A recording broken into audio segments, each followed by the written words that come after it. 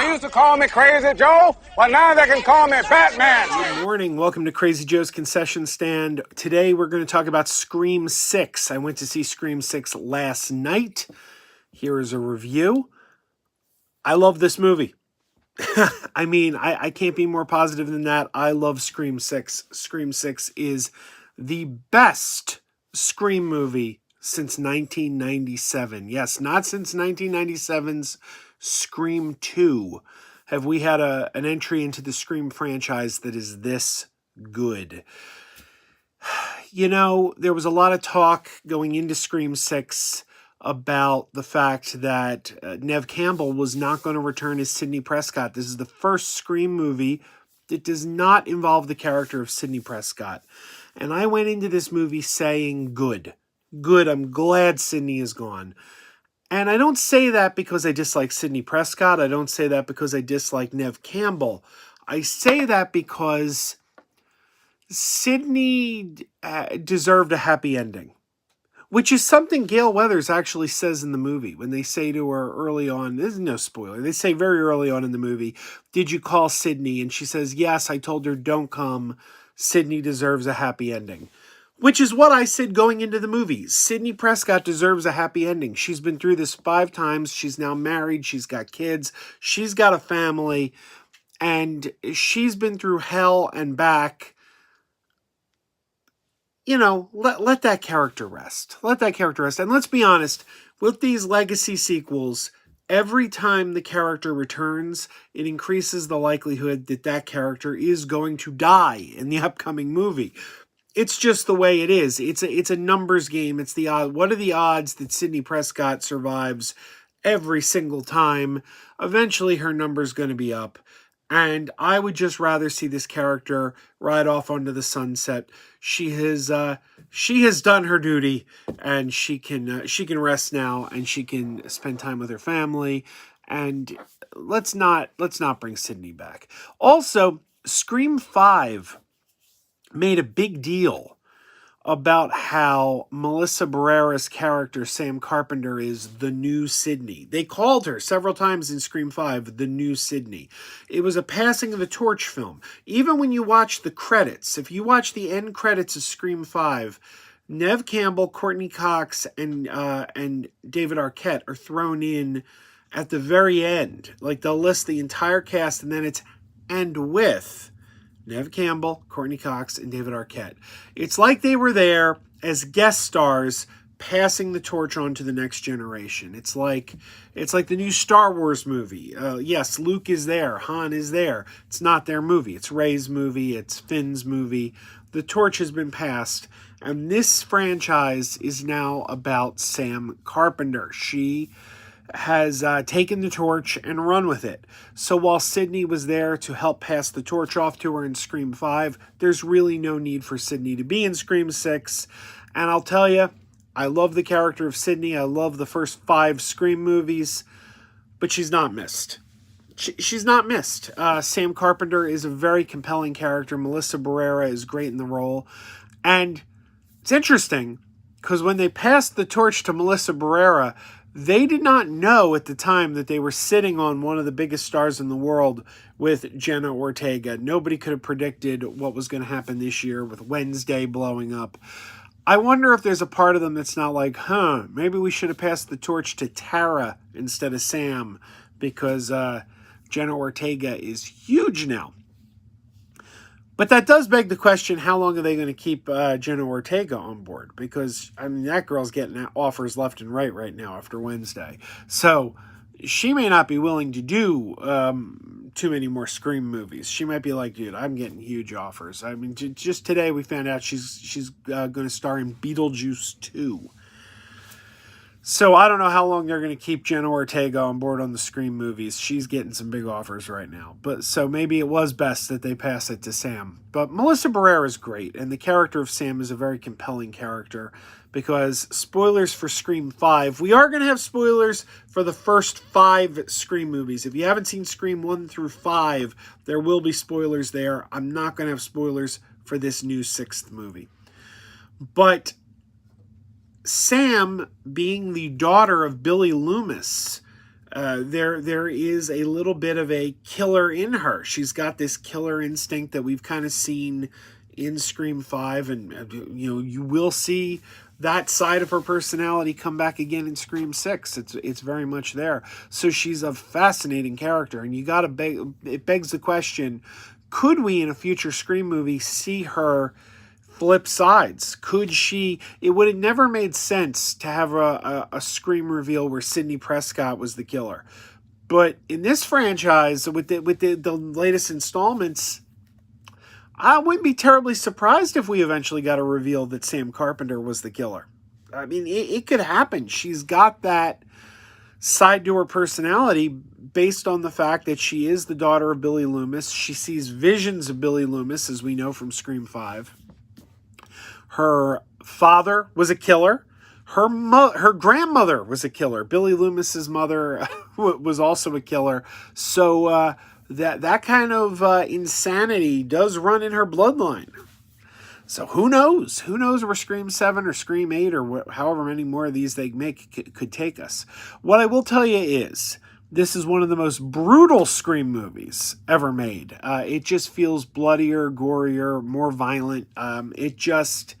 It feels different. It feels different. It feels more dangerous. Famously, in the original Scream movie, there was a lot of scenes they were forced to cut because the ratings were. They said you can get an X rating if you don't cut X, Y, and Z. So there was a lot cut out of the original Scream.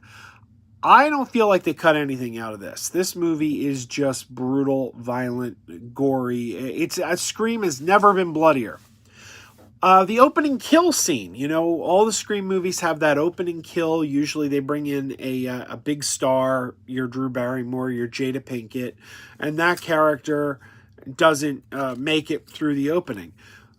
Right off the bat, we know we're in for a different kind of Scream movie, because this movie flips the script and does something very, very different. And I'm not going to say what it is, but you're sitting there and you watch them do something no Scream movie has ever done before in the opening. And you're like, holy crap, where is this movie going? Where is this movie taking us?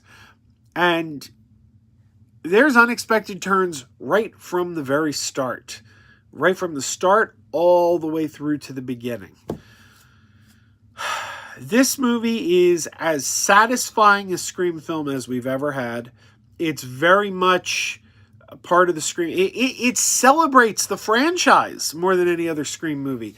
Because as you know from the trailers for Scream 6, the killer in this movie has a shrine to the Woodsboro killings. We've seen that in the trailer.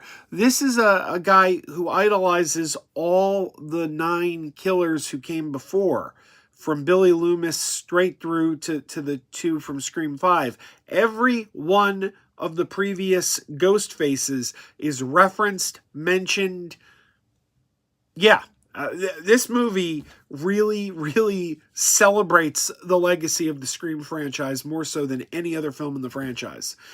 What else can I say about this movie? Our legacy characters. I do have a problem with Gale Weathers in this movie. Gale Weathers seems to take a step back character-wise. Like, any progression we've seen to get from Gale Weathers throughout 5 films, from the early film where she is that opportunist who is just out to get the story, and she doesn't care who she steps on, who she screws over. That was her character in Scream 1, and we have slowly seen that character soften and become a better person throughout the course of 5 movies. At the end of Scream 5, she even says, I'm not writing a book on this. Let these 2 die in anonymity. I'm not giving them their 15 minutes of fame. I'm not writing about them. When we get to Scream 6, it's a total step back. She is not... All the progression in her character has been lost. I think that's unfortunate. Doesn't ruin the movie. It certainly doesn't ruin the movie. And you could also argue maybe it was the death of Dewey. Maybe Dewey was the force in her life that made her better. And without Dewey, she just kind of slid back to who she was. That argument could be made. It certainly doesn't ruin the movie. But I do think that Gale Weathers, the way she's depicted in this movie, is a huge step back for the character. And that's one of the aspects of the film I really didn't care for, is how Gale is depicted in this film. We get the return of Hay Pants, Hayden Panettiere, or Hay Pants as we call her, as Kirby Reed, a role originated for the fourth film. And she's now an FBI agent. When we last left her, she was a Woodsboro High student in Scream 4, which was set in 2011. So it's obviously been over a decade, and she's now working with the FBI. And with the death of David Arquette in the last film, with Sidney Prescott not coming back for this film, it is nice to have one other legacy character return other than Gale Weathers. So we get Gale Weathers and Kirby Reed. Those are our legacy characters this time around.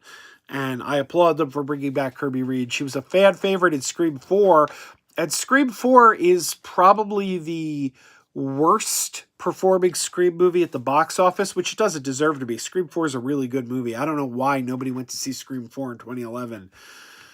It surprises me that Scream 4 bombed so spectacularly at the box office in 2011, but then Scream 5 and 6 a decade later are huge. I don't know what changed. I even have trouble picking a favorite between Scream 4 and 5. They're both so equally good that from day to day I change my mind on which is the better of the two. But for one reason or another, Scream 5 was a huge hit and Scream 4 was not. I don't know. So they could have just swept Scream 4 under the rug completely, but they did not, because they brought Marley Shelton back in the last film. They bring Hay Pants back in this one. So kudos to them for that. Big recommendation on Scream 6. This is my third favorite Scream movie. This is my third favorite Scream movie. It is the best Scream movie since 1997. Go check Scream 6 out. It's playing now. Look forward to seeing a Scream 7. I hope they could keep this kind of pace up, because it would be easy to, when you do 6 films in a franchise, it's easy to miss and put out a loser every now and then. And so far, Scream 3 has really been the only down point in this series. So hopefully we can keep the momentum up and keep the quality up. All right, everybody, check it out.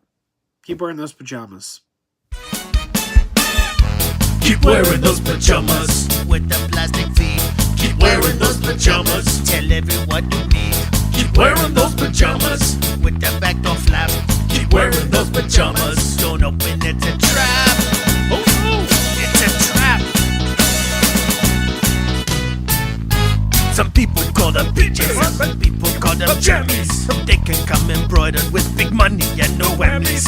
They can have 100 tiny commander pajamas, but no matter how they look, just keep on wearing those pajamas. Keep on wearing those pajamas. Keep wearing those pajamas. I know we're having fun. Keep wearing those pajamas. And now the song is done.